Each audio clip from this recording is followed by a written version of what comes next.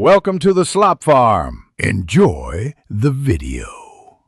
You start by signing into the Google account tied to your Gmail. Use the same credentials. Once signed in, open Google Photos.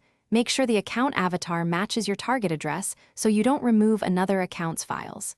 Now switch to desktop view for faster selection. You'll use search and keyboard shortcuts to identify photos quickly, so make sure your browser is up to date and pop-ups are allowed. This reduces interruptions when you later bulk select and delete images. Once done selecting images, use shift-click or drag to multi-select large groups. Search terms like places, faces, or dates speed this up. Click the trash icon to move items to trash. Google retains them for 60 days, so deletion is reversible short-term.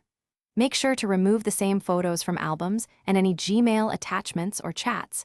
Removing only from photos may leave copies in conversations. If you changed your profile photo, update it here so the old image knows. You finish by opening trash and selecting empty trash to permanently delete items. This finalizes removal across Google servers. Next, visit Google account personal info to remove or replace your profile photo so it doesn't reappear in Gmail.